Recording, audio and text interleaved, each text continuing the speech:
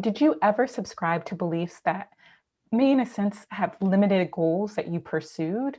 And if so, where do you think those beliefs stem from? Maybe like society, friends, family. And on the front of empowering beliefs, how did you overcome those limiting beliefs? Did you replace them with affirmations? I would love to hear about how you've managed these sort of thoughts that can sometimes take over our minds when we're venturing out into spaces where there might not be many of us, and there might be others who actually feel somewhat of a stereotype threat by us entering those spaces. So if you could speak to this idea of limiting and empowering beliefs for others. Absolutely. Yeah. So limiting beliefs. Whoo, yes. It's very easy to come across them and to embody them. And I would say one of the experiences that kind of reflects a limiting belief that I had is my relationship with the GRE. So I took that exam 5 times. And that basically meant it took 3 months out of my life every year until I got here to Yale's program.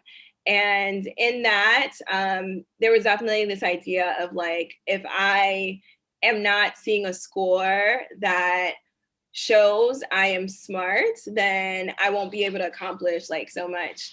And so the way I've navigated that in particular is recognizing that the score that I have on this exam actually doesn't represent anything. And it took me a while to get there. Mm. And it wasn't until the last exam that I took that I actually like got to that point. And that's because I was so fatigued in taking the test. And in fact, I actually got a score that was like, I'd never seen anything like this in any of my practices. It was bad. It was just bad. At that point, my body was just like, we're over this. Like, why are we still doing this?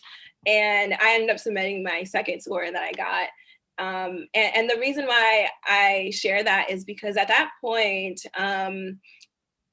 even now, like when I reflect on hearing back from policy programs and MBA programs and getting in, I know for certain it wasn't my GRE score that got me in. It was the experiences that I've accrued over time and the assets that I've accrued over time that these schools were interested in. And in negotiating with the schools and the programs about what kind of financial aid package I should have, et cetera, it made me realize how much leverage I had. So I do think that with some limiting beliefs, that it's time that will help you to navigate those problems and those ideas and perceptions that we have of ourselves. Others, I would say, is as far as being a Black woman and growing up in a home where marriage is something to aspire to, rather than like thinking about your career, et cetera. That's also something that's come up for me. And what has also helped with that is time and kind of just like my parents being able to see and appreciate all of it is that I have been able to do outside of this like aspiration that's often associated with being successful. And empowering beliefs for me would have been established through affirmations. And so what that has looked like was,